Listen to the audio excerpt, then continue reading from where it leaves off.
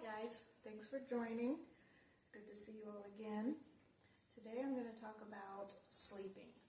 I know sleep is something that we as caregivers don't always get, and sometimes our loved ones that we're caring for don't sleep the way they should either. So I feel like it's a pretty important topic for us. When we first started caring for Mom, she, like I've said before, was, pretty mobile, took care of herself pretty well and stuff. And she would get up out of bed at night. I don't know if it was sundowners or if she just was always, because she was always a morning person. And she just couldn't keep track of time, didn't know exactly what time it was. But she would get up in the middle of the night and she would wander the house. I hope you don't mind if I go ahead and do some stuff around the house. We don't always have time to get everything done, so go ahead and multitask. But she would get up and wander around the house, and it would worry us because, what if she falls? We would keep the floors cleaned up, keep everything out of her way so that hopefully, she wouldn't trip or fall. And we had night lights everywhere, and we would try to keep her in her bedroom, but how do you do that? Unless you lock them in. Of course, you can't do that. I guess we could, but she'd probably freak out. Once she tried to open the door and it was locked, and she was locked in, she would freak out. So finally, it was actually shortly after we moved in full time. She did that one night. She was up and walking around, and she tripped and fell. And when she fell backwards, and she hit her head on the tile floor, cut her head open. I heard her screaming. I was in bed, of course, asleep. It was midnight, or I don't know what time it was. It was the middle of the night. And I came out, and, we went to go help her up like we normally do when she fell. And blood just started, coming on the tile floor from behind her head. And I was like, oh my God. Freaked out, of course. And so we left her. We didn't want to move her at that point. Called the ambulance. They came and got her. She had to go to the hospital and get stitches in the back of her head.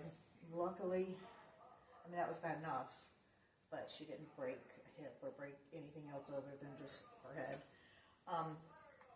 She was in the hospital for about 4 days, and my sister-in-law and I took turns because we didn't want her to be there at the hospital by herself. The nurses are good, but with a dementia patient, it's just different. Alzheimer's too, I'm sure, because I know they're kind of one and the same. No, they're different. But anyway, we didn't want her to be alone, wake up, not know where she's at, try to get out of bed. At that point, she couldn't really walk so well. She was very disoriented. She would get dizzy when she walked. She couldn't really get out of bed, but she sure tried. Trust me. So we took turns. She took time off work, took the day shift. I took the night shift, and I was working during the day. And when I get to the hospital, of course, I would try to get some sleep, and it just wasn't happening because she was just up and trying to get out of bed. Just didn't understand, didn't remember. I tell her the same thing over and over again. Mom, you need to stay in bed. Can't get out of bed. If you need help, we'll help you. But she just kept trying to get out of bed. One time I thought she was finally asleep. I went down and, to get some coffee and came back up, and she was halfway off the bed. Like it was a hospital bed, so it had bars, big plastic ones, the industrial ones now that they have. But her legs were like hanging halfway off the bed, like she was trying, and she was about to get up. So that was kind of scary. And yes, I did tell the nurses I was leaving, going downstairs for a minute. But they have other patients, they're walking halls, doing other things. They're not there with her, just watching her like we were, which is why we stayed the whole time that she was in the hospital. So that was about 4 days of basically no sleep. Like, I would try to doze off here and there. I'd get a few minutes. I think the most I got at one point was a half hour.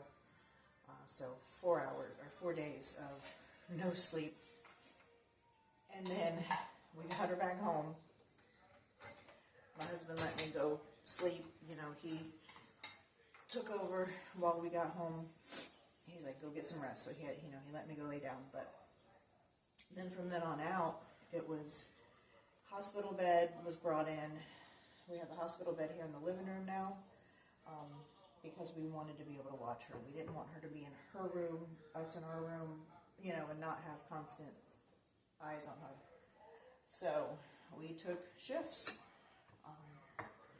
During the day, she was okay, but at night, you know, when we would have to try to get some sleep, my husband would lay down for a little while. He'd go to bed early, like 7 o'clock at night. I would stay up with her until about 1:30. He would get up, and then I would go get some sleep before I had to start work again the next day. And then during the day, he was staying home while I was working. I was here, of course, but I'm working. I work from home, but I am working, so I can't really just take care of her. And luckily, he was able to be here at that time, so I didn't have to take any time off work or anything. But those first, I don't know, gosh, several weeks, couple months, 2.5 months, something like that she was out of the hospital, back at the house, we got, again, very little sleep. And it was just wearing on us horribly. And so there were a few things that we did and that we have found that helped tremendously, actually. A couple things tremendously, a couple things, here and there. But one thing was we got a pressure pad that we put on the bed. You can get them on Amazon. My sister-in-law actually got it. I want to say it was like $20, $25. They have more expensive ones, but I mean, this one works just fine. I'll put a link to it if I can find it on Amazon. I'll put a link to it in the comments, after the video. And it is, it's the same thing they have in the hospital, which is where I got the idea, where if she gets up off the bed, that alarm goes off. So it's a kind of a small, maybe about that big, but it's enough for her because she can't really get her lower body off the bed anymore. She'll shift and move, but she can't lift herself off the bed any longer. So, but she can kind of sit up. So we put it like under her back and her shoulders so that if she sits up, the alarm goes off and we know that she's trying to get out of bed. That was the first thing that we did. We were still taking shifts at that point, but at least if we did fall asleep, whoever was up and was in the living room with her, watching her, if she did wake up, it would wake us up. So we would know that she was trying to get up and she might need something. Then it still was just not getting any sleep because she just was up all times of the night. We would tell her, Mom, it's not time to get up yet, it's nighttime, make sure she didn't need anything, of course, first, and then it was just like every 15 minutes trying to get out of bed. She just didn't understand. She just would not settle, would not sleep, constantly. As soon as you get relaxed, sat down, relaxed, get into whatever you're doing, sleeping, reading a book, playing a game on your phone, whatever you're trying to do to keep yourself awake and up, if you are, because it's kind of like no point in trying to get any sleep at that point. She would be up again. And so we asked the doctor about it. So the doctor gave us a medication to help her sleep. There's all kinds of different medications out there. And, you're going to want to check with your loved one's doctor to make sure that it's something that's safe for them and their condition, if they have any other health conditions or whatever. So make sure that it's safe for them. But she gave her some medicine. The medicine that she takes is actually, I guess, for schizophrenia, which I thought was odd at first, and it kind of worried me. But then I read a little bit more about it. I looked it up and read about it, and it's actually also used for dementia patients as well, and it helps their mind to slow. Their mind's not racing, and they're not having the hallucinations so much, which is one of the things. When she was sleeping or trying to sleep, she would start having conversations with somebody. We don't know who, not with us. And we don't know if they were memories, and your loved one might do this too. It might be common. I guess it's probably common. We don't know if it was a memory, she was reliving something in her past, or if it was just something, brand new that she thought she was having a conversation with somebody. And she would talk and laugh, and full on, like she's answering questions and asking questions, and like literally a full on conversation. One-sided, of course, but there was someone else there talking to her on the other side because she was answering and asking questions. But anyway, this medicine actually, slows the hallucinations, slows the mind, helps her to relax, helps her to sleep. We found that didn't actually let her sleep, though. She would calm some, but she wouldn't actually sleep, or if she did sleep, she didn't stay asleep. So we asked the doctor about melatonin. We're trying to find something natural. We try always to do as much as we can natural with ourselves, and now with her as well. But of course, we always run it by the doctor, make sure whatever we do is safe for her. And they said, yes, you can take the melatonin with this medication, and to try it. So she can't take pills.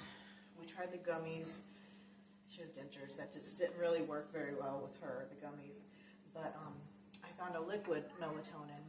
The doctor said no more than 10 milligrams. So we started with 1 milliliter, I guess it is, of the 10 milligram melatonin. And it worked. Like, it really worked. We were finally able to get a few hours of sleep. It was amazing. Such a relief after, literally, it was probably, I don't know, at that point, 3 months or so, that just no sleep, hardly at all. And so then we started realizing that the melatonin was causing her to sleep during the day as well. When it was time to get her up in the mornings, when we had to get up and do whatever we needed to do, we always get her out of bed first, get her ready for the day, and before we have to do what we need to do. And then she would just sleep half the day. And I've heard since then from other people that it does that to them too. When they've tried melatonin, that it actually does that to them as well. It makes them just groggy, the whole next day. So since then we've lessened her dosage. We give her less now than we were. And we're still working on that, actually. That's something that we're still kind of playing with off and on. A little more, a little less, to try to see how it works. And if it helps her to not sleep so much during the day, but then sleep at night. So that we're working on, and that has worked pretty well. And I think as it progresses also, because used to, she would sleep for a good, 4 hours or so, and then she would just wake up, and she would be ready to get up. And that was like all the sleep she needed. She was fine, But now it's actually to where she'll sleep to where when we get her up in the mornings, when it's time for us to do our thing and time to get her up, she will want to sleep some more. She'll be like, oh, I'm not ready to get up. And if it's the weekend, sometimes we'll let her sleep for a little bit longer. We'll go ahead and do a few things here and there, because she's right here in the living room. Like I said, we can, do dishes, do breakfast, do whatever, fix her breakfast, have it ready for when she is ready to get up. But during the week, we just can't really do that. We have to get her up when we need to get up, because we have to get about our day and do our thing. So, I don't know if that's just, like I said, just getting older with the age and disease progression, if that's just going to happen, that they just start to kind of sleep more and later, So that's the main reason why we started messing with the medicine to try to, find the right dosage to where she still, sleeps a full night and allows us to sleep a full night, but yet isn't so groggy the next morning. So that's a fine line, and, just do whatever's best for you. Find what works for you. Of course, like I said, ask the doctor, make sure everything's, good with whatever other medications they're taking. But in that pressure pad, especially if your loved one is still up and mobile and can get out of bed, Although she can't get out of bed, like I said, she can kind of get up a little bit, you know, and she'll try to get up and try to get out of bed, but she can't. But at least we know she's trying. At least we know she's awake and there's something going on, so that we can check on her and, you know, see what's going on. That bed alarm or pressure pad is amazing. It's, you know, been a lifesaver for us as far as making sure she's safe without keeping us up all the time. So if you have any ideas, if you guys, you know, anything that you've tried that might help us out, let me know. And like I said, I'll do the links in the video for what I use. I'm not sponsored. I'm not an affiliate. I don't get anything from it. And again, it's just what I use. It's not, you know, I'm not recommending any particular brand, anything like that. It's just what we use, just to let you know. So I hope you enjoyed this, and hope to see you soon. We'll have another one, and I'll see you then. Hi guys, I'm back. Just a couple things I wanted to go over from the other video that will be attached to this one, or before this one. I found the pad on Amazon, but I was incorrect in the price. I don't know if the prices have changed or if I just remembered incorrectly, but it was about $60, or at least it's about $60 now. And this is what we have. You can see it's not real big. They have ones that are bigger for beds, and then they also have chair ones that are more square that you can put in a chair. But this one works just fine for us and for our purposes. The only thing I would say is maybe get a wireless one. I know they make them. I don't know exactly how they work as far as if they're Bluetooth or if you can just take this part of it, you know, in another room, or how that works. But this is as far as this one will go. So we have it worked out and it's fine for our purposes, but sometimes it would kind of be nice to maybe take this in another room, or, you know, if you're going outside for a minute, or, you know, something like that. But this one works fine for us. I'm just going to kind of show you how it works. Obviously it's pressure, so when they first sit down or lay down, it's going to beep to let you know it's working. And then as long as you keep pressure on it, it won't go off again. But as soon as they try to get up, it's a lot louder. And it will continue to go off until you hit that reset button or unplug it, one or the other. So I'll put the link, you know, for this particular one. But like I said, they have, you know, plenty other ones. Just something like this has really, really helped us a lot.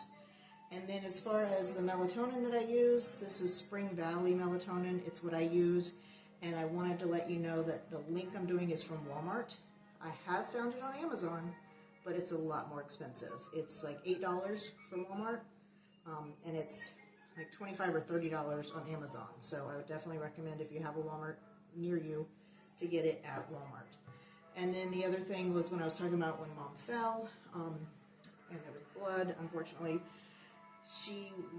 Her head was on the tile. The rest of her body was on carpet, but unfortunately the way she fell, her head was on the tile. So it was right close to the carpet. And when we were in the hospital, the nurse recommended hydrogen peroxide to clean up that blood. And it worked really well. If you leave it too long, it will bleach. So don't leave it too long, but this is just normal, plain, just Dollar General. And it's old and wrinkled, it's, you know, and it worked just fine. So that works really well if you have any kind of accidents. We've also used it for the other type of accidents as well, and it worked really well for that too. So blood, urine, feces, any of that, just plain old hydrogen peroxide works really well. So I'll see you guys soon. Don't forget to subscribe, and I hope you'll share with me, and I'll continue to share with you. Thank you so much. Have a great day.